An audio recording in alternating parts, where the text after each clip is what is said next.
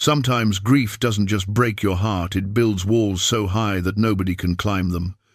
For 2 years, Sarah McKenna had been that kind of broken, the kind folks whispered about but never tried to help. In a dusty frontier town, everyone believed the widow was beyond saving. Her anger kept people away. Her sorrow made them afraid. Then, a mountain man named Caleb Stone rode in. He'd lost plenty himself and knew what real pain looked like. When Sarah's rage exploded in the town square, Caleb didn't back down. He stepped forward and saw what nobody else could see, a woman worth fighting for. What he did that night proved them all wrong.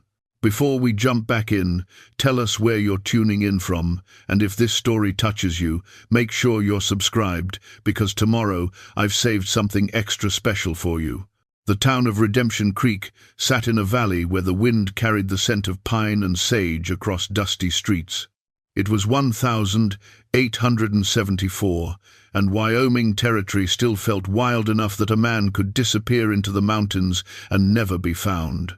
The town itself was small, maybe 200 souls on a good Sunday, but it had everything a frontier community needed. A general store run by Martha Collins, a woman with silver hair and knowing eyes who'd buried 2 husbands herself.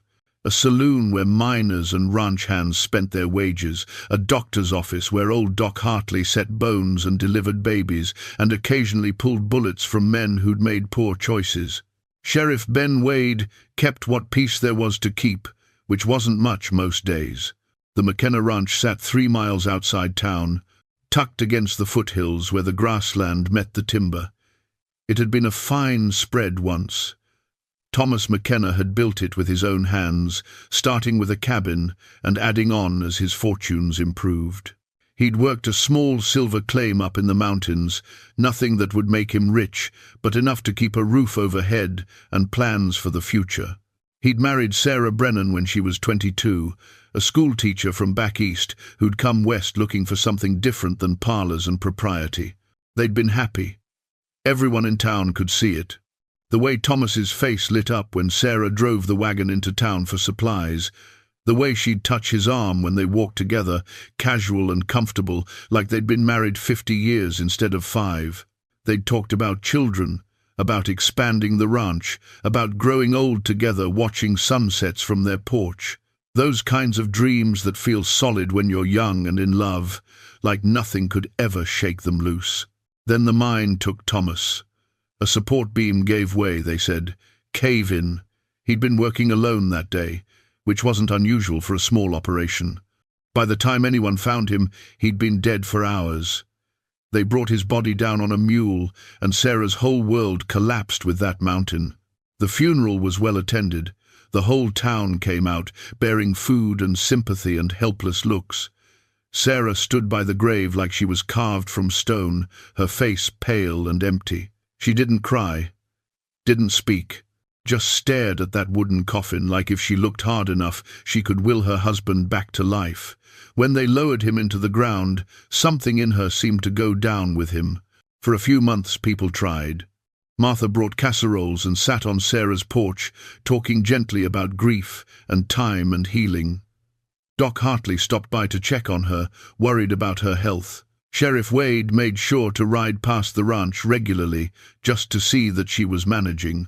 Young women from the church offered to help with chores. But Sarah turned them all away, politely at first, then with increasing coldness. The ranch began to show neglect. Fences sagged. Weeds overtook the garden Sarah had once tended so carefully. The barn door hung crooked on its hinges. The paint on the house peeled and faded. It was like watching something die in slow motion, and the town could only stand by and witness it. Sarah herself changed in ways that hurt to see. The warmth left her eyes.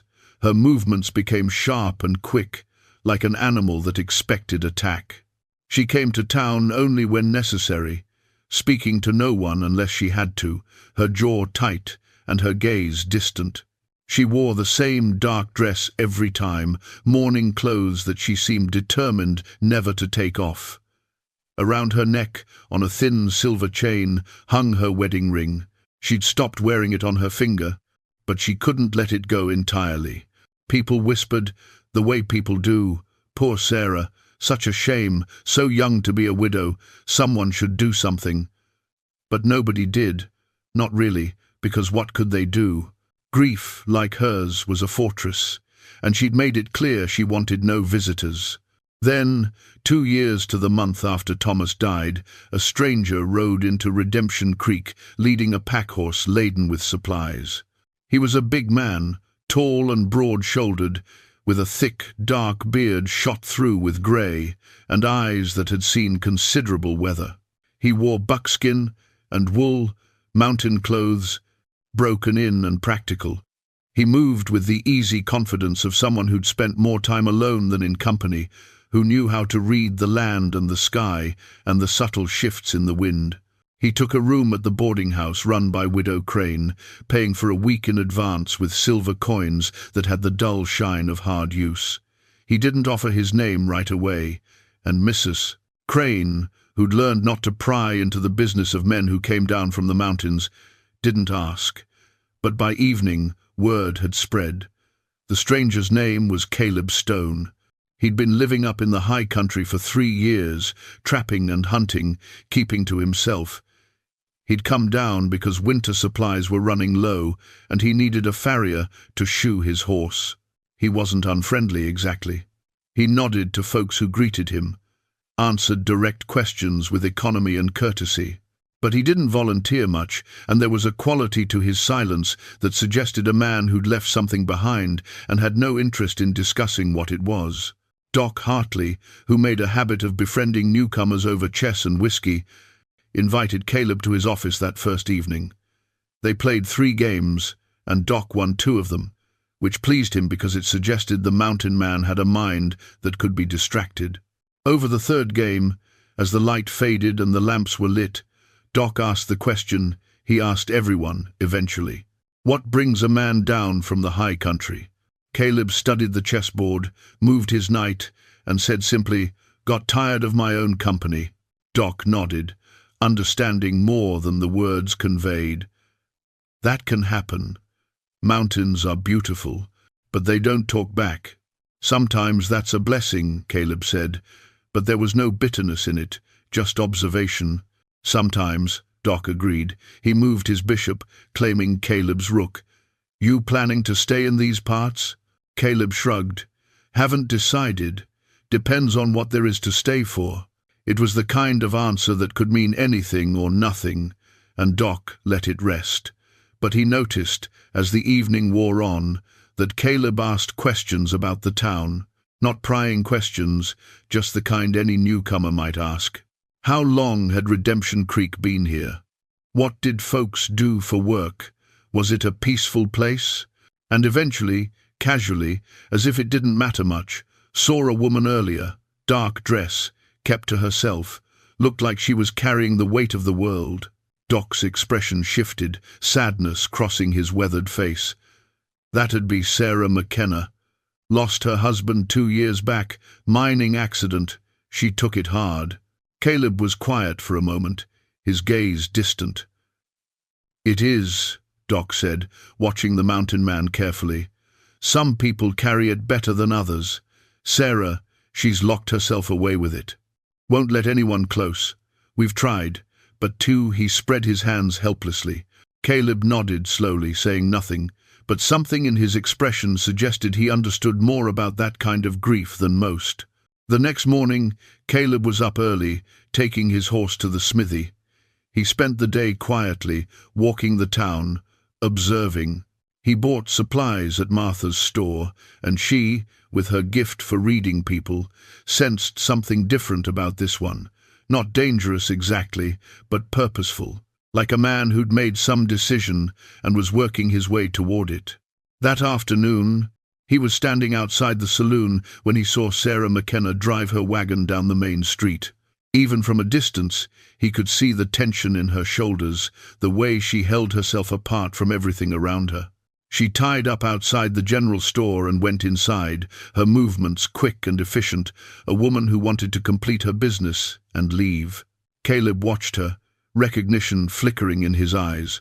Not of the woman herself, but of what she carried. He'd seen that particular kind of pain before. Hell, he'd worn it himself. Still did. Some days, though time had dulled its sharpest edges, he didn't approach her, didn't even think about it.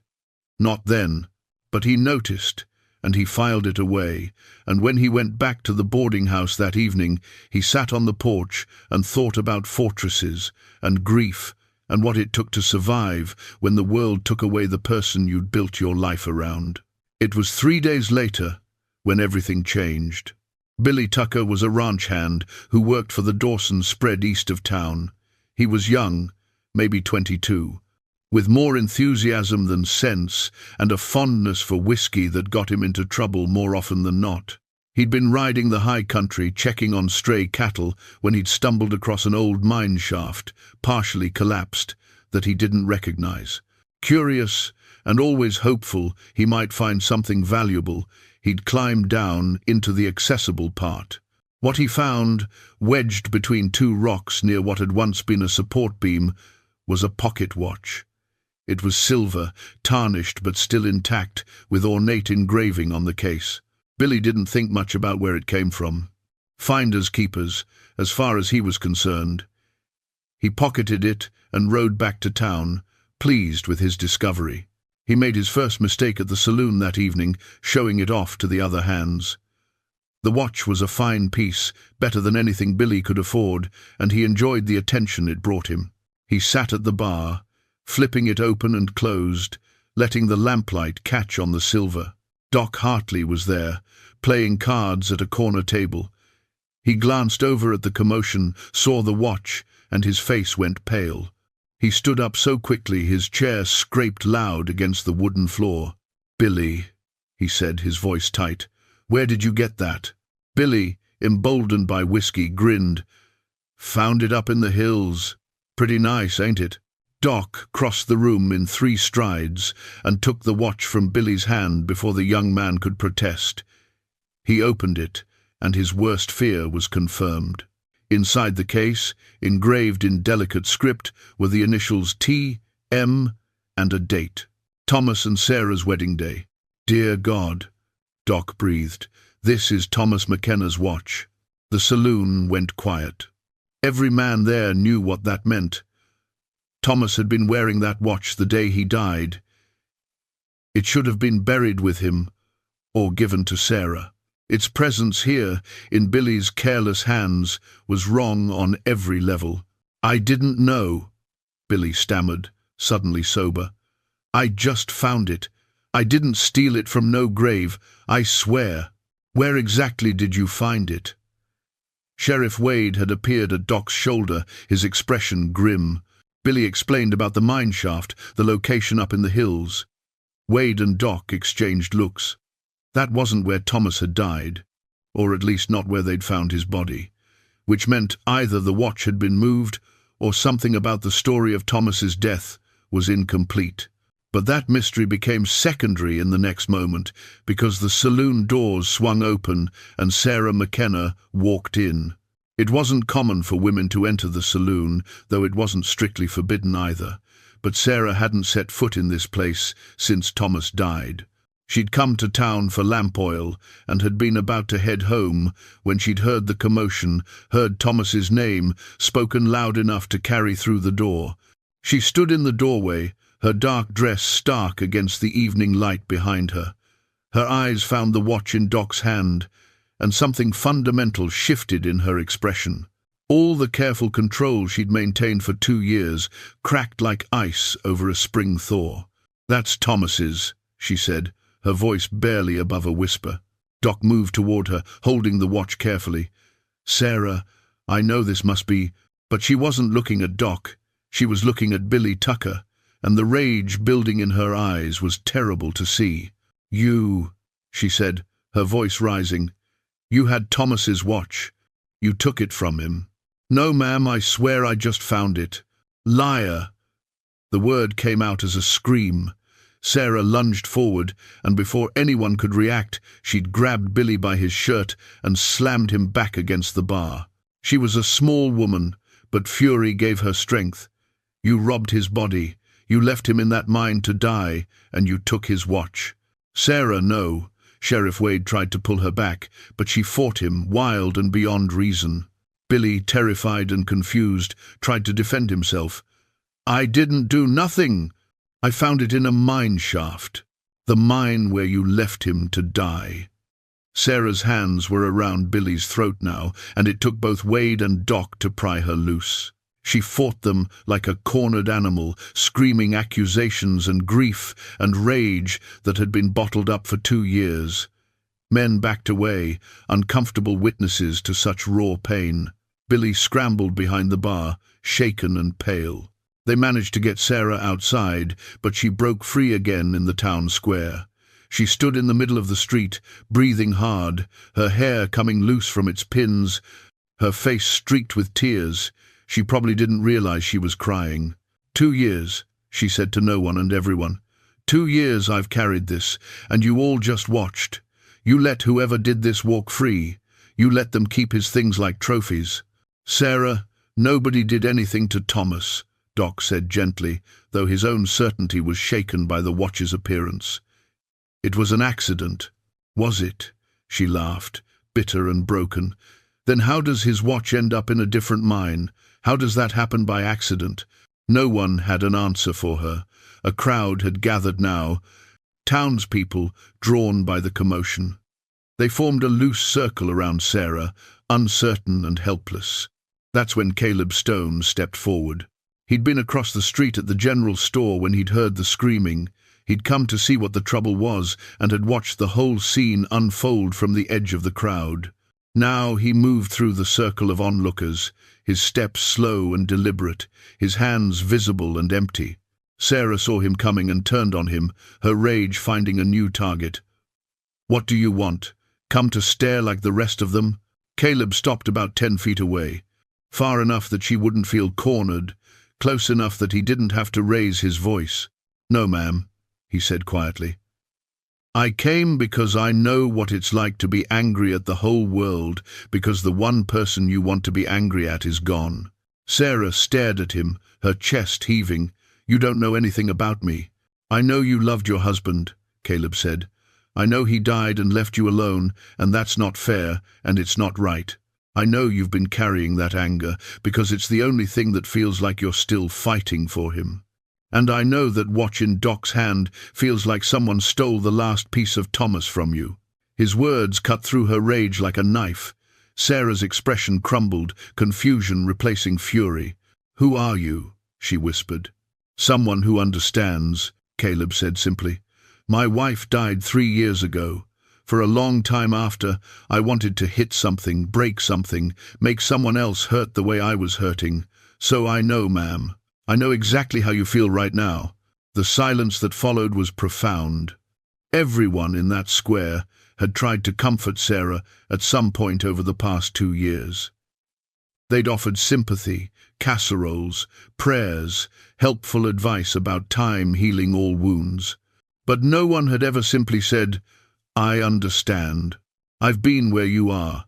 Your anger makes sense." Sarah's knees seemed to give out. She didn't fall, but she swayed, and for a moment it looked like she might. Caleb took a step forward, instinctive, but didn't reach for her, giving her the choice. Martha Collins broke from the crowd and went to Sarah, putting an arm around her shoulders. Sarah let herself be held, which was something no one had seen her do since the funeral. "I can't do this anymore," Sarah said, so quietly most people couldn't hear. "I can't carry this by myself anymore." "Then don't," Martha said firmly. "Let us help. Let someone help." Sarah pulled away, shaking her head. She looked at Caleb one more time, something unreadable in her expression, then turned and walked toward her wagon. Her movements were stiff, mechanical. She climbed up to the seat, took the reins, and drove out of town without looking back. The crowd dispersed slowly, people returning to their homes with troubled expressions. Doc Hartley held Thomas's pocket watch carefully, wondering what to do with it. Sheriff Wade questioned Billy Tucker more thoroughly, taking notes about the exact location of the mine where the watch had been found. Caleb stood in the square as the twilight deepened, watching the road Sarah had taken out of town. Something in his expression was resolved, decided. He walked back to the boarding house, saddled his horse, and packed a few supplies into his saddlebags. Mrs. Crane watched from the porch as he mounted up. "You're going after her," she said. It wasn't a question. "Yes, ma'am. She might shoot you. She's got a temper and a rifle, and not much left to lose." "I know." Mrs. Crane nodded slowly. "You're a good man, Mr. Stone. Foolish, maybe, but good." Caleb touched the brim of his hat to her and turned his horse toward the road that led to the McKenna ranch. Behind him, the town settled into evening, lamps being lit in windows, the ordinary rhythms of life continuing. But nothing about this night would be ordinary. Not for Sarah McKenna, and not for the mountain man riding out to meet her in her fortress of grief. Doc Hartley stood in his office window, the pocket watch still in his hand, and watched Caleb ride away. He thought about courage, and what it meant to face someone else's pain when you'd barely survived your own. He thought about Sarah, alone on that ranch, and about the stranger who'd seen something in her that no one else had seen. Not a lost cause, but a woman worth fighting for. He set the watch on his desk, opened his ledger, and began to write. If they were going to find out what really happened to Thomas McKenna, they'd need to start asking better questions. And if that watch had ended up in a different mine, then maybe the story they'd all accepted 2 years ago wasn't the whole truth. Outside, the stars came out over Redemption Creek, cold and distant and beautiful. And somewhere on the road between town and an isolated ranch, a mountain man rode toward a confrontation that would change 2 lives forever. Caleb worked through the night, stopping only when the first grey light of dawn began to soften the eastern sky. He'd repaired the main fence line, cleared the debris from around the well, and fixed the barn door so it hung straight again. Small victories, but they added up. He found the blankets Sarah had mentioned and made himself a rough bed in the barn's hayloft. It smelled of old hay and leather and dust, familiar scents that reminded him of his childhood on his father's farm. He slept lightly, the way he'd learned in the mountains, attuned to any unusual sound. When he woke a few hours later, the sun was well up, and he could smell coffee. He climbed down from the loft, brushed hay from his clothes, and stepped outside to find Sarah sitting on the porch with 2 cups set out. An invitation. He washed his hands and face at the pump, then joined her on the porch, taking the offered cup with a nod of thanks. The coffee was better this morning, still strong but with a smoothness that suggested she'd taken some care with it.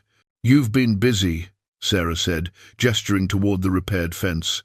"Couldn't sleep much anyway." Seemed like a good use of the time. They sat in companionable silence, drinking their coffee and watching the valley wake up. Birds called from the trees.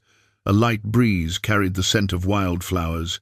It was peaceful in a way that felt almost fragile, like something that could shatter with the wrong word. "I need to go into town," Sarah said finally. "Supplies are running low. I'll ride with you, if you'd like." She hesitated, then nodded. "All right." An hour later, they were on the road to Redemption Creek, Sarah driving her wagon while Caleb rode alongside.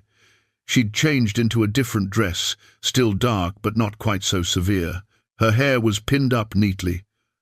Small things, but they suggested someone who was starting to emerge from the fog of grief. They didn't talk much during the ride. There was no need. Sometimes the most comfortable thing was just presence, without the burden of conversation. When they reached town, heads turned. People noticed Sarah arriving with Caleb Stone riding beside her wagon. Noticed that she looked different somehow, still sad, still carrying her grief, but not quite so lost. The town's gossip mill would be working overtime by afternoon. Martha Collins saw them first.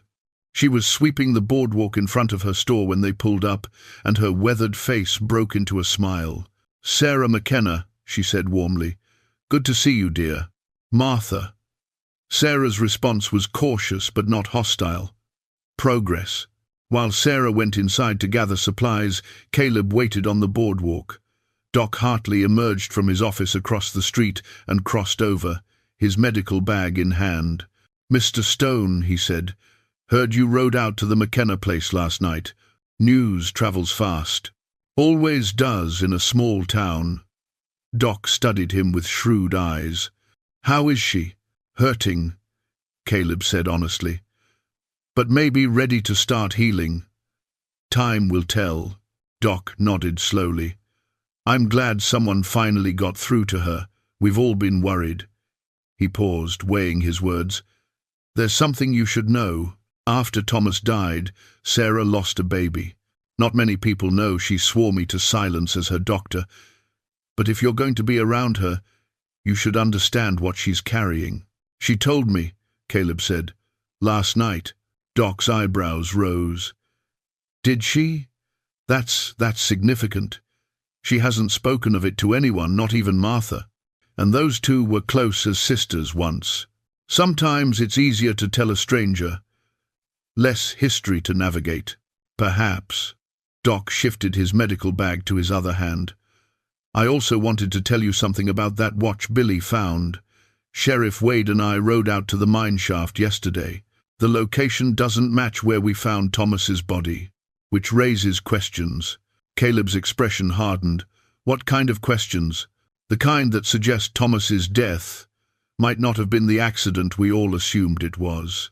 Before Caleb could respond, Sheriff Wade himself appeared, as if summoned by the conversation. He was a solid man in his 50s, with the careful eyes of someone who'd seen his share of trouble. "Doc, Stone." He nodded to each of them.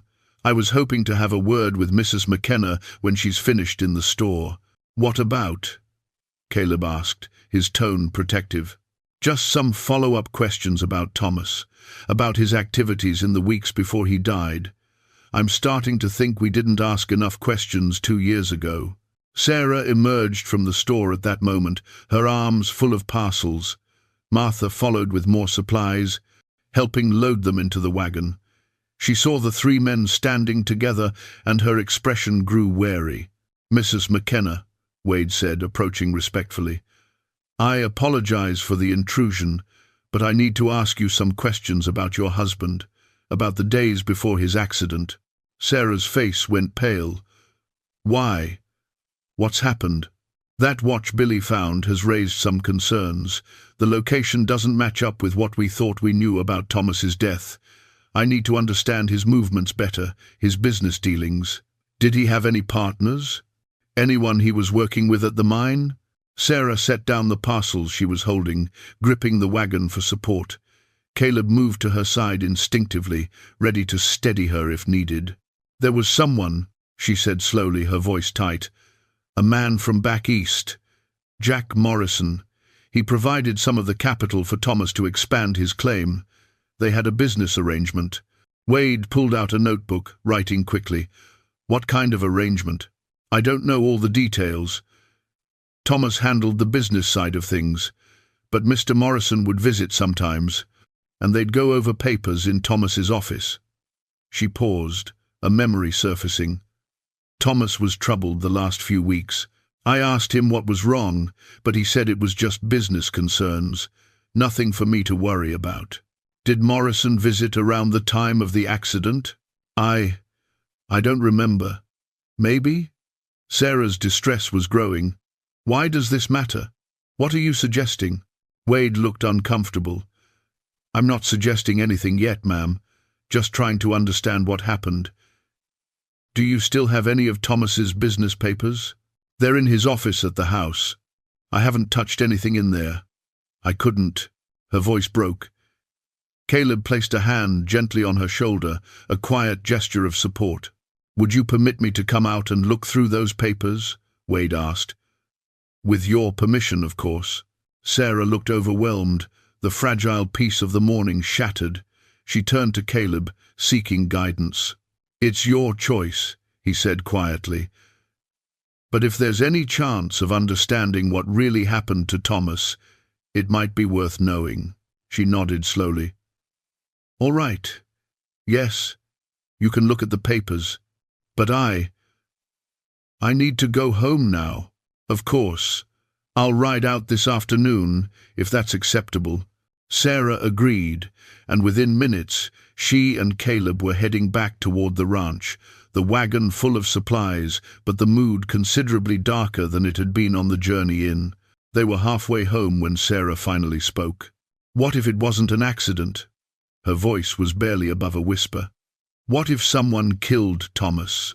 Then we find out who and why, Caleb said firmly, and we make sure they answer for it. I don't know if I can do this. Opening it all up again, reliving it. You won't be doing it alone, Caleb interrupted. I'll be there. For as long as you need. Sarah looked at him, tears threatening. Why? Why would you do that for someone you barely know?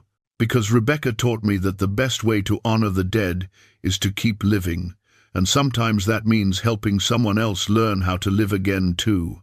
The rest of the ride passed in silence, but it was a different kind of silence than before. Heavier, weighted with the possibility that Sarah's world was about to be upended once more. But this time, at least, she wouldn't face it alone.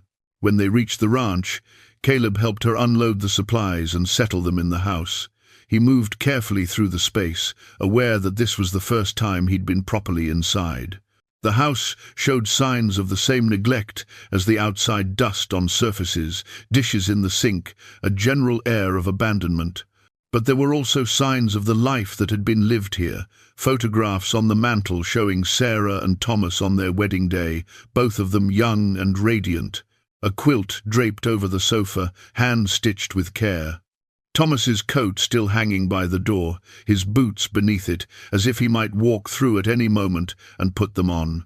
And on a shelf in the corner, partially hidden, was a small wooden toy horse, hand-carved and smoothed with love. The toy meant for the child who would never play with it. Caleb saw it, but said nothing, understanding that some griefs were too tender to speak aloud. They worked together in quiet efficiency, putting away the supplies, making the house functional again. It felt like a small reclaiming of space that had been surrendered to sorrow. By the time Sheriff Wade arrived that afternoon, they were as ready as they could be. Sarah led him to Thomas's office, a small room at the back of the house that she clearly hadn't entered in 2 years. The door stuck when she tried to open it, swollen with disuse. Caleb helped her force it open, and they stepped into a space frozen in time. Papers on the desk, a pen lying where it had been set down, a coat over the back of the chair, everything waiting for a man who would never return. Sheriff Wade spent 2 hours going through Thomas's papers while Sarah and Caleb waited in the main room. The silence was heavy, broken only by the rustle of documents and Wade's occasional murmur as he made notes. When he finally emerged, his expression was grim. "Mrs. McKenna, did you know your husband had taken out a significant loan from Jack Morrison?" Sarah's face went white. "A loan? No, he never mentioned a loan." Wade held up a document. "According to this partnership agreement, Morrison provided $5,000 for mine expansion. In exchange, if Thomas died before repaying the debt, Morrison would have claim to 50% of the ranch and mining operation." The words hit Sarah like a physical blow. Caleb moved closer, ready to catch her if she fell. "That's not possible," she whispered. "Thomas would never risk the ranch. This was our home, our future." "The document appears to be signed by both men," Wade said carefully. "Witnessed and notarized. But there's something odd about it. The dates don't quite line up with other correspondence I found. And Thomas's handwriting in his personal notes suggests he was concerned about Morrison's business practices in the weeks before his death." Sarah sank into a chair, her hands shaking. "What are you saying?" "I'm saying I think Thomas discovered something about Morrison that made him suspicious. And I think Morrison might have had reason to want Thomas dead before those suspicions became public knowledge." The words hung in the air, terrible in their implications. Murder, not an accident, but murder, for money and land. "Where is Morrison now?" Caleb asked, his voice hard. "That's the question," Wade said. "He left town shortly after Thomas's funeral, said he was returning to Denver. But I'm going to send some telegrams, see what I can find out about his current whereabouts and his business history." Sarah looked up, her eyes blazing with a fury that replaced shock. "If he killed Thomas, if he murdered my husband for this ranch, then he'll answer for it," Wade said firmly. "But I need time to build a case. These are serious accusations, and I need evidence that will hold up. Can you be patient, Mrs. McKenna?" "I've been patient for 2 years," Sarah said bitterly. "I can wait a little longer if it means justice for Thomas." Wade nodded, gathering the documents he needed. "I'll keep you informed. In the meantime, don't mention this to anyone. If Morrison hears we're investigating, he might disappear for good." After Wade left, Sarah sat in stunned silence. The afternoon light slanted through the windows, casting long shadows across the floor. Caleb made coffee, gave her space to process what she'd learned. Finally, she spoke. "I've spent 2 years thinking Thomas died in an accident. Blaming fate, blaming bad luck, blaming God. But if someone killed him," her voice cracked, "if someone deliberately took him from me, from our baby," she couldn't finish. The grief that had been transforming into something manageable suddenly had new, sharper edges. This wasn't just loss. It was theft.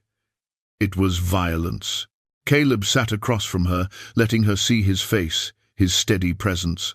"Anger is natural," he said. "Use it, don't let it use you." "How?" Sarah's hands clenched into fists. "How do I not let it consume me?" "By remembering that revenge isn't the same as justice. By trusting Wade to do his job. By not letting Morrison's actions define the rest of your life." He leaned forward. "Thomas wouldn't want you destroyed by the same man who destroyed him?" Sarah closed her eyes, fighting for control. When she opened them again, there was steel in her expression alongside the grief. "I want to see the mine," she said. "The place where he died. I've never been there. I couldn't face it before, but now I need to see it." "Are you sure?" "No, but I'm going anyway." They rode out the next morning at first light, Sarah showing Caleb the path Thomas used to take up into the hills. It was a hard climb, rocky and steep in places, but both horses were sure-footed. The air grew thinner and cooler as they ascended. The mine entrance was marked by old timbers and a scatter of equipment left behind when the site was abandoned after Thomas's death. The opening yawned, dark and dangerous, partially collapsed as reported. Sarah dismounted and stood staring at the entrance. Caleb stayed back, letting her approach at her own pace. She walked to the opening, placed her hand on the weathered timber frame. Her lips moved, speaking to Thomas, Caleb realized, saying things she'd never had a chance to say. "Goodbye. I love you. I'm sorry. Forgive me." Tears ran down her face, but she didn't wipe them away. She stood there for long minutes, communing with the ghost of her husband in the place where his life had ended. When she finally turned back to Caleb, her face was raw but somehow clearer.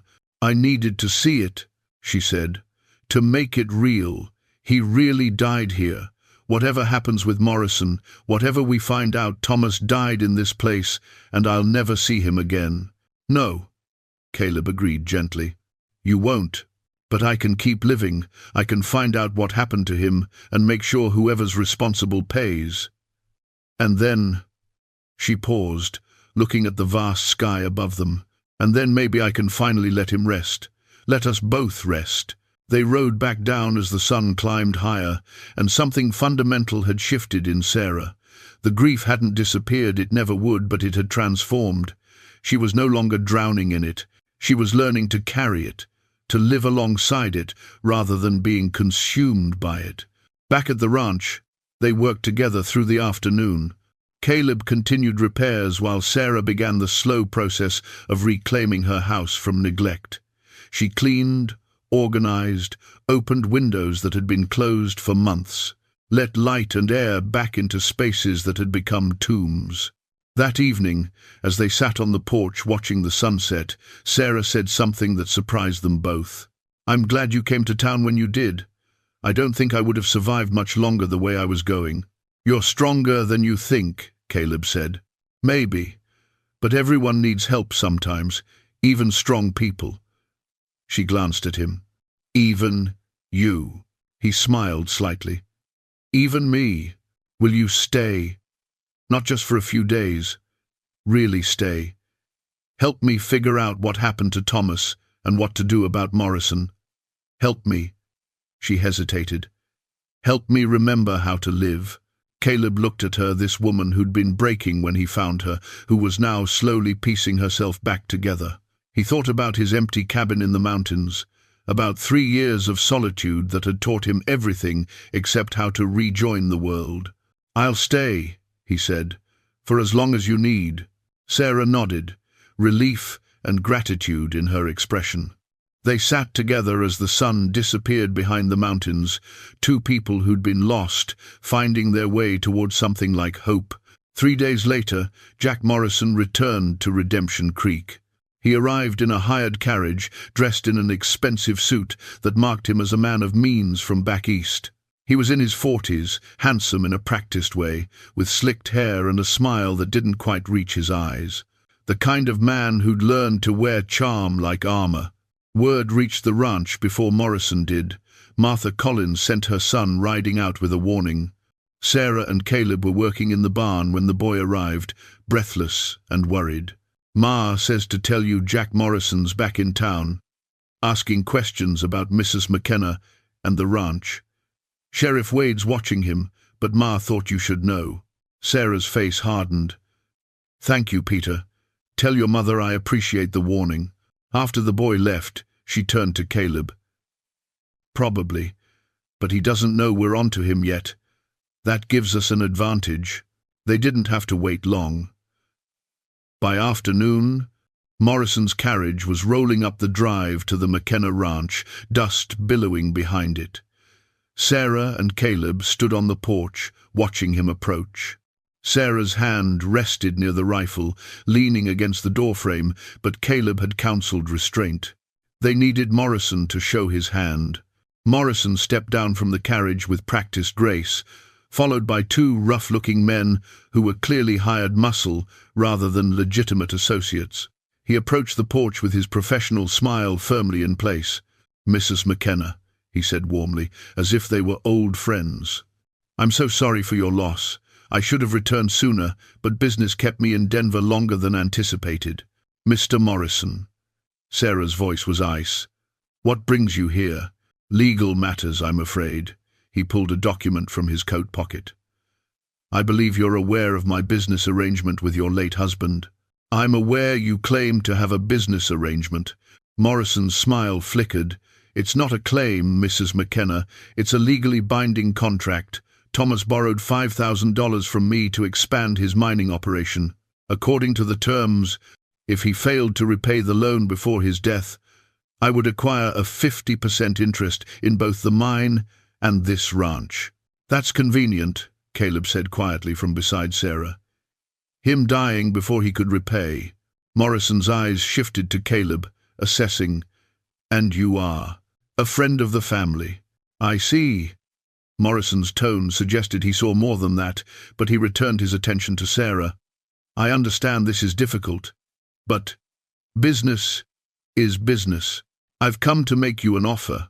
Rather than force a partition of the property, which would be expensive and unpleasant for both of us, I'm prepared to buy your half of the ranch for a fair price. You could relocate to town, start fresh, without the burden of maintaining this place alone. How generous, Sarah said, her voice dripping with sarcasm. And if I refuse, then I'm afraid I'll have no choice but to pursue my legal rights through the courts. The judge will review the contract and almost certainly rule in my favor, at which point we'll be co-owners of this property, which I imagine would be quite uncomfortable for you. Caleb stepped forward slightly, his presence a quiet warning. That contract might not be as solid as you think. Morrison's mask slipped for just a moment, calculation showing through. The document was properly witnessed and notarized. It will stand up to any scrutiny. Will it? Sheriff Wade's voice came from behind Morrison, making the man spin around. Wade must have followed at a distance, waiting for the right moment. "Because I've been looking into your business dealings, Mr. Morrison. Interesting pattern I've found. 3 other men who borrowed money from you in the past 5 years. All of them died in accidents before repaying their debts. All of them had wives or heirs who sold their property to you at reduced prices." Morrison's face went pale, then red. "That's absurd. Coincidence, nothing more." "Maybe," Wade said, moving closer. "But I've also found witnesses at the mine who remember seeing you in the area the day Thomas died. You told everyone you were in Denver that week, but I have testimony putting you right here in Redemption Creek." "Lies. Someone's confused about dates." "Am I confused about this?" Wade pulled out a piece of paper. "This is a telegram from the Denver Marshal's office. They have no record of you being in Denver during the time in question, but I have 3 different people who saw you here, including the blacksmith who shoed your horse 2 days before Thomas's accident." Morrison's hired men shifted uncomfortably, hands moving toward their weapons.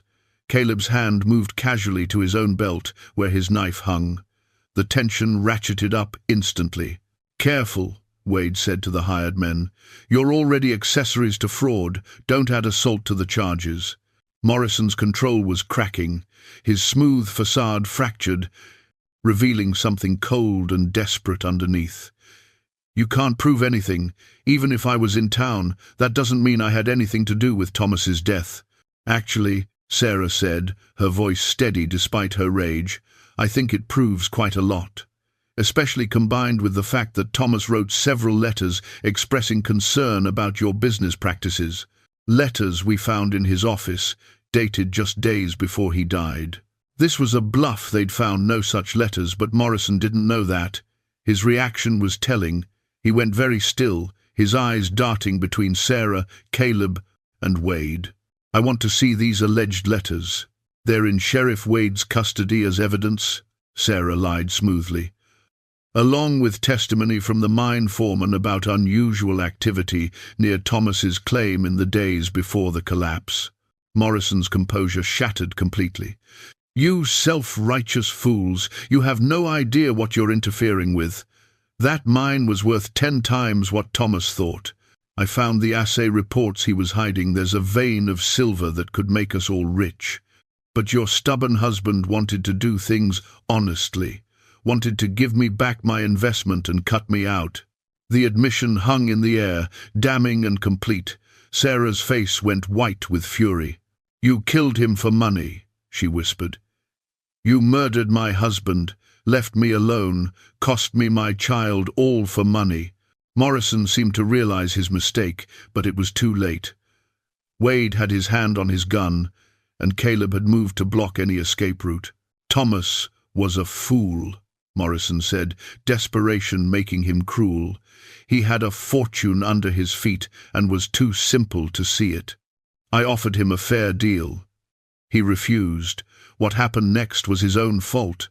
"What happened next," Wade said coldly, "was murder. Jack Morrison, I'm arresting you for the murder of Thomas McKenna and for fraud." That's when Morrison's men made their move. The bigger one went for his gun, but Caleb was faster. He crossed the distance in 2 strides, disarming the man with brutal efficiency and putting him on the ground. The second man grabbed Sarah, using her as a shield, which was his last mistake. Sarah, who'd spent 2 years channeling her grief into rage, drove her elbow back into the man's gut with all her strength. As he doubled over, she spun and brought her knee up into his face. He went down hard, blood streaming from his broken nose. Morrison tried to run for the carriage, but Wade tackled him before he'd gone 5 steps. They went down in a tangle of limbs and dust. Morrison fought like a cornered rat, but Wade had 30 years of experience handling violent men. Within moments, Morrison was on his belly with his hands behind his back, Wade's knee in his spine. "You're done," Wade said, breathing hard. "You're going to hang for what you did to Thomas McKenna." Morrison's response was a string of curses and threats, but they meant nothing. He was caught, and he knew it. His hired men, faced with assault charges and possible accessory to murder, immediately started talking, each trying to distance himself from Morrison's actions. Sarah stood on her porch, breathing hard, her hair disheveled from the brief fight. She looked at Morrison being hauled to his feet in chains, and something in her expression was both satisfied and heartbroken. "It doesn't bring him back," she said quietly to Caleb. "Knowing who killed him, seeing Morrison arrested, it doesn't bring Thomas back." "No," Caleb agreed, "but it gives you something to build on. Truth instead of questions, justice instead of wondering." Wade loaded Morrison and his men into the carriage, turning it into a prison transport. Before he left, he approached Sarah with Thomas's pocket watch. "This belongs to you," he said gently. "I kept it as evidence, but I think you should have it now." Sarah took the watch with trembling hands. She opened it, saw the inscription inside, and tears finally came. Not the angry, bitter tears of the past 2 years, but something cleaner, grief without the poison of unanswered questions. "Thank you," she whispered. Wade tipped his hat and climbed onto the carriage. They watched as it rolled away, taking Jack Morrison toward justice. As the dust settled, Sarah and Caleb stood together on the porch. The ranch stretched out before them, no longer threatened, no longer shadowed by mystery, just land, and a house, and the possibility of a future. "What now?" Sarah asked. Caleb looked at her, this woman who'd been broken and was putting herself back together, piece by careful piece. "Now you decide what kind of life you want to build, with or without ghosts, with or without fear." Sarah looked down at the watch in her hands. Then, with deliberate care, she closed it and slipped it into her pocket. Not discarding Thomas's memory, but putting it in its proper place. Part of her past, not the sum of her future. "I think," she said slowly, "I want to build something new. Something that honors what I had, but doesn't try to recreate it." "That sounds like a good start." They stood together as the sun began its descent toward the mountains, and for the first time in 2 years, Sarah McKenna could breathe without the weight of unanswered questions crushing her chest. The days following Morrison's arrest brought a strange kind of peace to the ranch. With the mystery solved and justice set in motion, Sarah felt something she hadn't experienced in 2 years, the ability to breathe without drowning. But peace, she discovered, brought its own complications. Without the consuming rage and grief to occupy her every thought, she found herself facing questions she'd been avoiding, questions about who she was now, what she wanted, and what came next. Caleb had moved from the barn into the spare room at Sarah's insistence. It felt natural, having him in the house. He rose early, made coffee, handled repairs that had been neglected for too long. They worked side by side during the days, restoring the ranch to what it had been. In the evenings, they sat on the porch and talked about Rebecca and Thomas, about loss and healing, about the future that stretched uncertain before them both. The town noticed, of course. Martha Collins made a point of visiting, ostensibly to bring preserves, but really to assess the situation. She found Sarah in the garden, actually planting vegetables for the first time in 2 years. "You look better," Martha said bluntly. She'd never been one for dancing around truths. "More like yourself." "I feel like a different person than I was," Sarah admitted, brushing dirt from her hands. "I'm not sure who this new version is yet." "That's fair. Grief changes us. Caleb's been good for you." Sarah felt her cheeks warm. "He's been a friend when I needed one." Martha's knowing look said she suspected it was more than friendship, or would be eventually. "The town's talking, you know, about you and the mountain man. Some folks think it's too soon. Others are just glad to see you healing." "And what do you think?" Martha considered, her weathered face thoughtful. "I think Thomas loved you enough that he'd want you to be happy. I think 2 years is a long time to be alone with grief. And I think Caleb Stone is a good man who looks at you like you matter, That's not something to dismiss lightly. Sarah's eyes prickled with tears. I still love Thomas. Of course you do. You always will. But loving Thomas and building a new life aren't mutually exclusive. The heart's got more capacity than we give it credit for. After Martha left, Sarah sat in her garden and thought about what the older woman had said. About capacity, about moving forward, about the difference between betraying memory and honoring it by continuing to live. That evening, she and Caleb took a walk along the fence line, checking the repairs he'd made. The sun was setting, painting the sky in shades of gold and purple. The valley spread out before them, beautiful in its vastness. I need to tell you something, Sarah said, stopping at the highest point where they could see for miles. I'm grateful for everything you've done, the way you've helped me, stood by me. But I'm scared. Of what? Of feeling things I'm not ready to feel, of wanting things that feel like a betrayal. She looked at him directly. I'm scared because when I look at you, I don't just see a friend anymore. And that terrifies me, because it means I'm letting Thomas go, and I'm not sure I know how to do that. Caleb's expression was gentle, understanding. You're not letting him go, Sarah. You're making room for something else alongside the memory of him. That's different. Is it? Because it feels the same to me. When Rebecca died, I thought I'd never feel anything for anyone again. Didn't want to.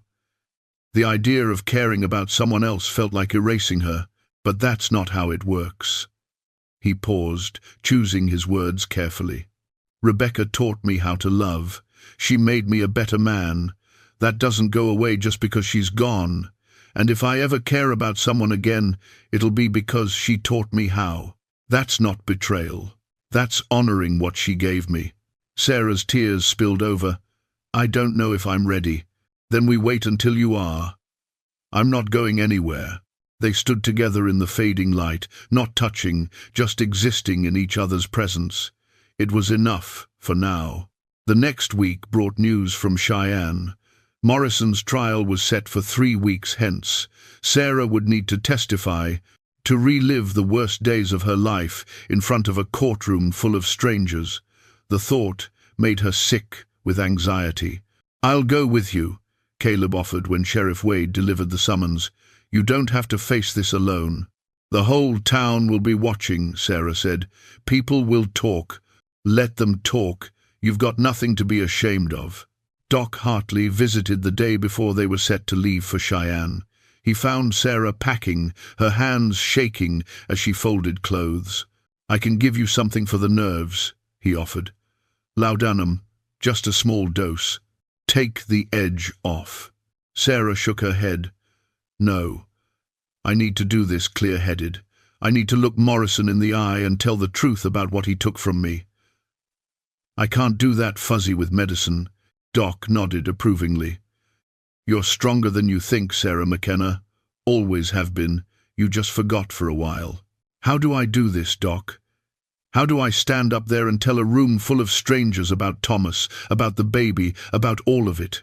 You do it the same way you've survived the past 2 years, one breath at a time, one word at a time. And you remember that you're not doing it for Morrison or the court or the town. You're doing it for yourself, for closure, for justice. The night before they left, Sarah couldn't sleep. She found herself in Thomas's office, standing in the doorway, looking at the space that had been his. She'd cleaned it, organized it, but she'd kept his things, his books, his maps, the coat draped over his chair. Caleb found her there, standing in the moonlight. Second thoughts? He asked quietly. No, just saying goodbye, I think. Really saying it. Instead of just pretending, he's going to walk through the door someday. She moved into the room, touched Thomas's desk, his chair, ran her fingers over the spines of his books. We were going to have such a good life, she said. We had plans. The baby was going to sleep in the room next to ours. We were going to teach them to ride, to love this land. Thomas wanted to build a bigger barn, expand the herd. We were going to grow old here, together. I'm sorry you didn't get that, Caleb said. So am I. Sarah turned to face him. But standing here now, I realize something. Those plans died with Thomas, and I can spend the rest of my life mourning them, or I can make new plans, different ones. That doesn't mean I loved him less. It just means I'm choosing to keep living. That's a hard choice to make. Yes, but it's mine to make, and I'm making it. She walked to Thomas's desk and pulled out a piece of paper and a pen. She wrote for several minutes while Caleb waited silently. When she finished, she folded the paper and placed it in a wooden box on the desk, along with Thomas's pocket watch and her wedding ring. What did you write? Caleb asked. A letter, telling him goodbye, telling him I forgive him for keeping secrets, telling him I'll always love him, but I'm ready to live again, and thanking him for the time we had. She closed the box gently, then turned away from the desk. I'm ready for tomorrow, she said. I'm ready to testify, and I'm ready for whatever comes after. The journey to Cheyenne took 2 days. They traveled with Sheriff Wade, who'd arranged for lodging at a respectable boarding house. The city was overwhelming after so much time at the isolated ranch. Noise, crowds, the constant movement of people and wagons. Sarah felt exposed, vulnerable, but Caleb stayed close, his presence a steadying force. They walked the streets in the evening, letting her acclimate. He showed her small kindnesses, buying her dinner at a restaurant, pointing out interesting sights, keeping the conversation light when she needed distraction and quiet when she needed to think. The night before the trial, they sat in the boarding house parlor. Other guests had retired, leaving them alone with the crackling fire and the distant sounds of the city. Are you frightened? Caleb asked. Terrified, Sarah admitted. What if I freeze up there? What if I can't get the words out? Then you take a breath and try again. The judge will understand. You're not on trial, Sarah. Morrison is. All you have to do is tell the truth. The truth is so much harder than I thought it would be. Having to say out loud that I was pregnant, that I lost the baby. Having to admit that Thomas kept secrets from me. Having to face the fact that our life together wasn't as perfect as I remember it. Nothing's perfect, Caleb said gently, but that doesn't make it less valuable. You and Thomas loved each other. You built something real. The fact that he made a mistake with Morrison doesn't erase the good years. Sarah looked at Caleb in the firelight, this man who'd appeared in her life at exactly the moment she needed him most, who'd seen her at her worst and hadn't turned away, who'd helped her rebuild not just her ranch but herself. After tomorrow, she said quietly, after the trial, what happens then? Whatever you want to happen. And if I wanted, she paused, gathering courage, if I wanted to see where this goes, between us, would you want that too? Caleb's expression softened. Sarah, I've wanted that since the first night I fixed your fence, but I needed you to want it too, needed you to be ready. I think I'm getting there. Not all the way yet, but closer. That's enough, Caleb said. We can take it slow. We've got time. They sat together by the fire until it burned low, talking about possibilities and futures and the shape of hope. And when Sarah finally went to bed, she slept better than she had in months, knowing that tomorrow she would face the past so she could finally, truly, begin building toward the future. In the morning, she dressed carefully, choosing her best dress. Not morning black, but a deep blue that Thomas had always said brought out her eyes. A small rebellion, a small reclaiming of herself. She braided her hair carefully, pinned it up, looked at herself in the mirror and barely recognized the woman staring back. Not the grief-stricken widow everyone had written off, not the angry, broken woman she'd been. Someone new, someone who'd survived terrible things and was still standing. I can do this, she whispered to her reflection. I can face him, I can tell the truth, and then I can move forward. Caleb was waiting downstairs, dressed in his best clothes, his hair trimmed, his beard neat. He looked at her and smiled. You look strong, he said. You look ready. I am, Sarah replied. and for the first time in a long time, she meant it. Order was eventually restored, though it took several minutes, and the threat of clearing the courtroom, Morrison was hauled back to his seat, still muttering curses and threats. His outburst had sealed his fate more effectively than any testimony could have.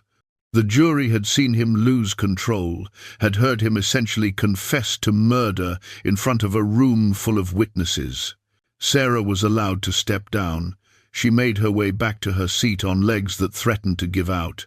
Caleb stood as she approached, and for a moment she thought she might collapse into his arms, right there in front of everyone. But she held herself together, sat down, and let him take her hand beneath the edge of the bench where no one could see. The trial continued for another hour. Morrison's lawyer tried to salvage something, arguing that his client's outburst was misunderstood, that stress and false accusations had driven him to speak rashly. But the damage was done. The jury's faces told the story they'd already made up their minds. The judge called for closing arguments. The prosecutor spoke passionately about justice for Thomas McKenna, about a man who'd worked hard and played fair and been murdered for it. About a widow who'd suffered alone for 2 years while her husband's killer walked free. About the need to hold men like Morrison accountable, to show that wealth and clever lawyers couldn't buy freedom from consequence.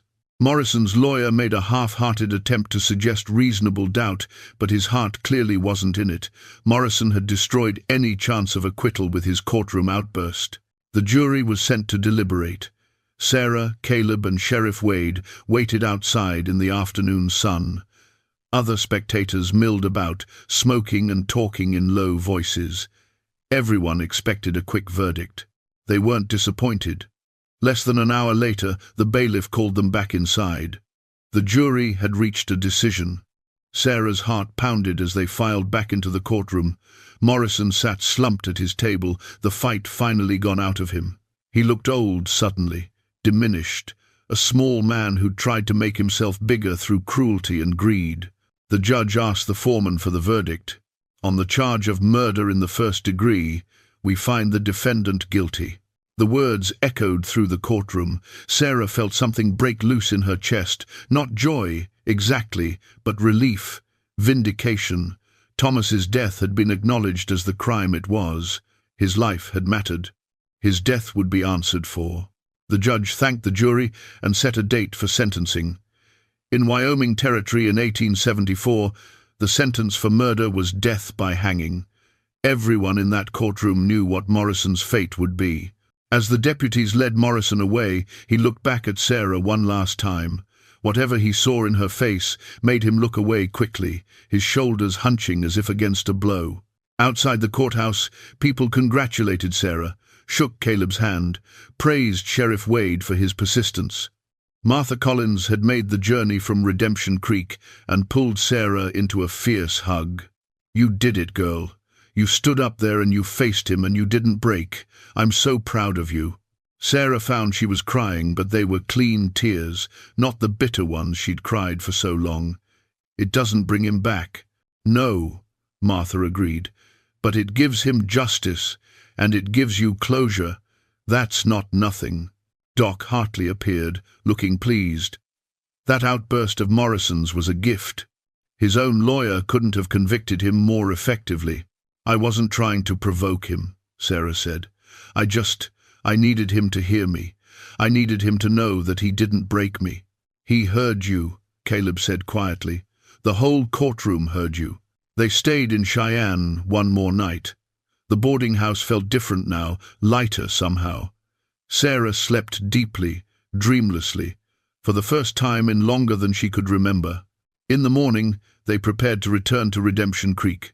Sheriff Wade would stay to handle the remaining paperwork, but Sarah and Caleb were free to go home. Home. The word felt different now. Not just a place where Thomas had lived and died, but a place where Sarah was building a new life. As they rode out of Cheyenne, Sarah looked back at the city once. The courthouse stood solid and imposing, a monument to justice. Tomorrow or next week or next month, Jack Morrison would hang for what he'd done. The thought gave her no pleasure, but it gave her peace. "How do you feel?" Caleb asked, as they left the city behind. Sarah considered the question carefully. "Lighter," she said finally. "Like I've been carrying a weight so long, I forgot it was there, and now it's gone. I'm not happy exactly, but I'm not drowning anymore either. That's a start."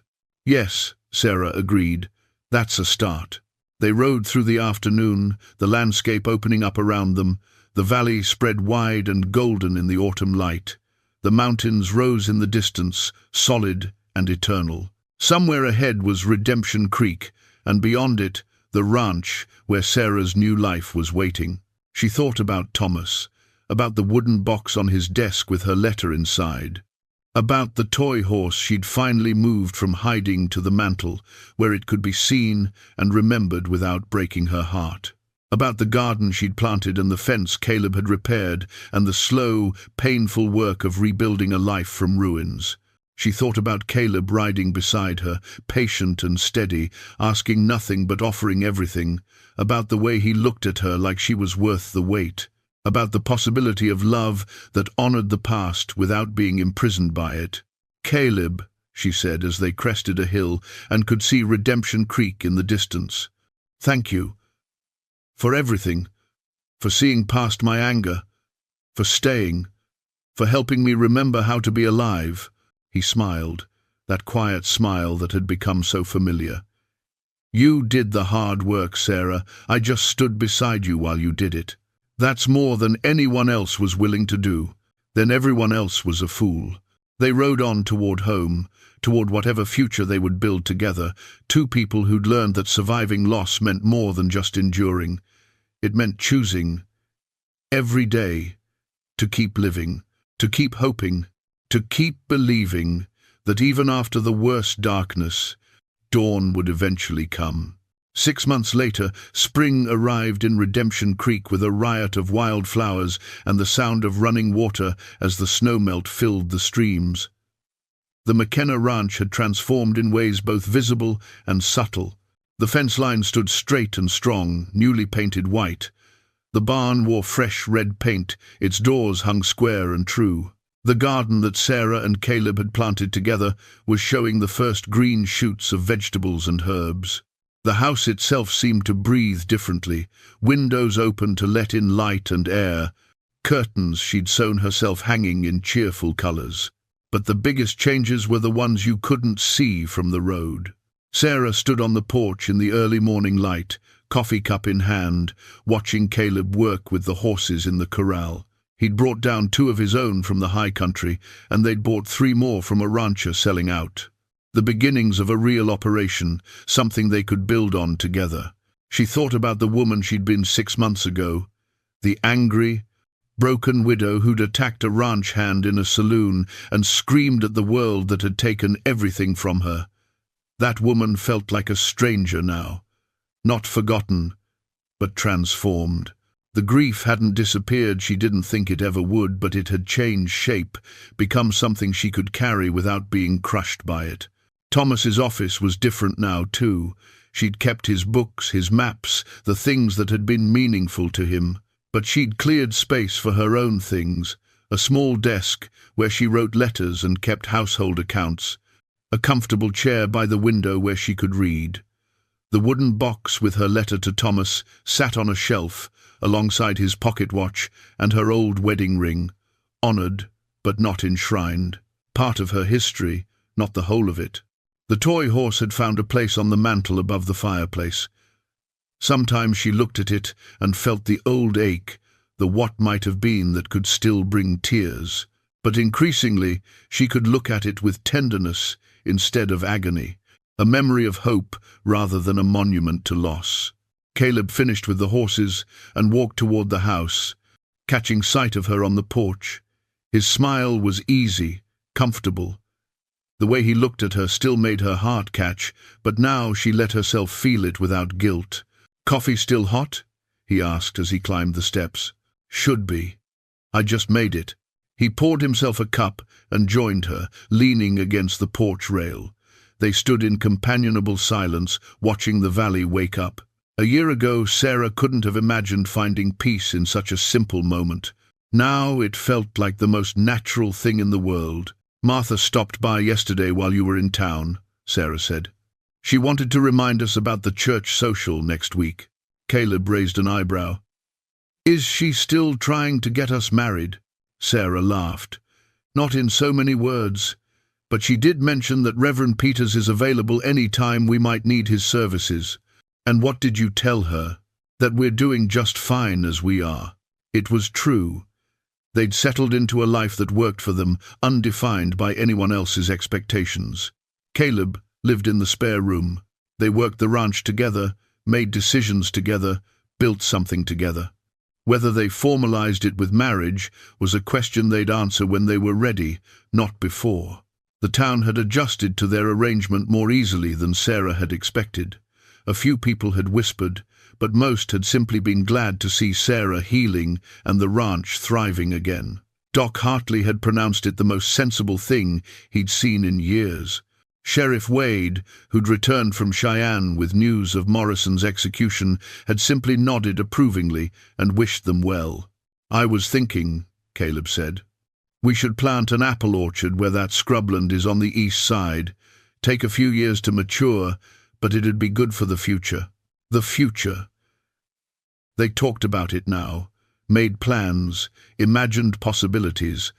Sarah had thought she'd never be able to do that again. But here she was, planning apple orchards and discussing next year's crops and thinking about the shape of the years ahead.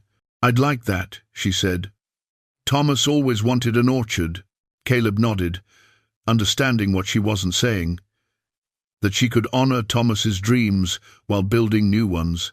That remembering the past didn't mean being trapped by it.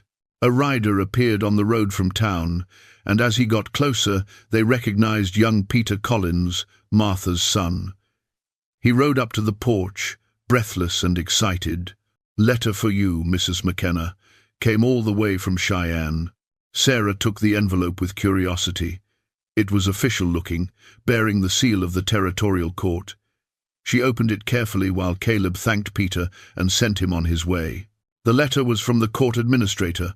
Morrison's assets, seized after his conviction, had been liquidated. After all debts and legal fees were paid, there was a substantial sum remaining. As Thomas McKenna's widow and Morrison's primary victim, Sarah was entitled to the full amount. She read the figure twice, making sure she understood it correctly. It was enough to expand the ranch significantly, to hire help, to make real improvements, more than enough to secure their future. "What is it?" Caleb asked, seeing her expression.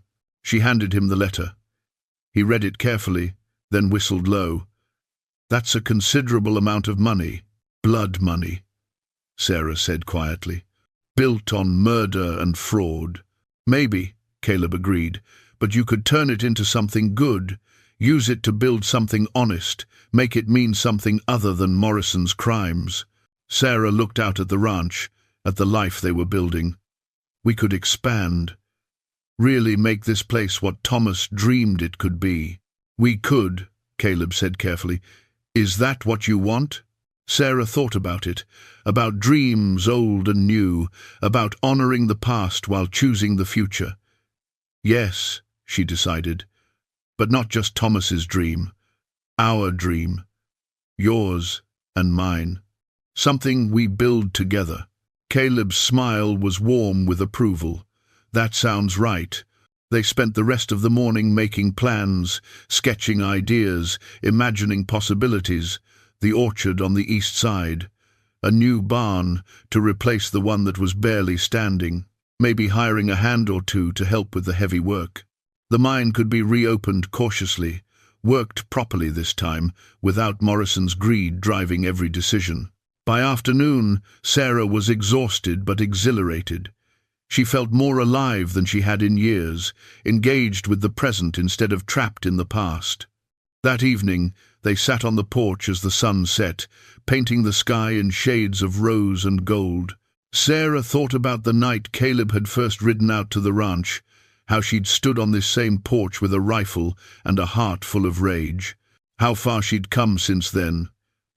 how far they'd both come. "Caleb," she said quietly, "I want you to know something." He turned to her, attentive. "I'm happy," she said simply. "For the first time since Thomas died, I can honestly say I'm happy. Not because I've forgotten him or stopped loving him, but because I've learned how to live with his loss instead of drowning in it. And that's because of you. Because you saw me at my worst and didn't turn away." Caleb took her hand, his grip warm and steady. "You did the work, Sarah. I just held the light while you found your way through the dark." She smiled, tears threatening but not falling.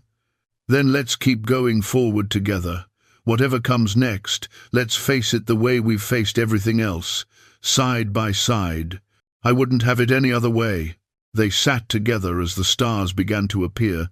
Two people who'd been broken and had learned to heal, who'd been lost and had found their way to something like wholeness. The ranch stretched out before them in the gathering darkness, solid and real and full of promise. Sarah McKenna had been called untouchable, unreachable, beyond saving. But she'd proved them all wrong. Not because someone had climbed the walls around her heart, but because someone had been patient enough to wait at the gate until she was ready to open it herself. And in opening that gate, she'd found not just healing but hope. Not just survival, but life. Sometimes grief doesn't just break your heart. Sometimes it builds walls so high that nobody can climb them. But sometimes, if you're lucky, someone comes along who doesn't try to scale those walls or tear them down. Someone who simply stands outside and says, "I understand, I'll wait, and whenever you're ready, I'll be here." That's not weakness. That's not giving up. That's the bravest kind of love there is. And in a valley in Wyoming territory, on a spring evening in 1875, two people who'd learned that lesson the hard way sat together on a porch and looked toward a future neither of them had thought possible. Together, healing, whole,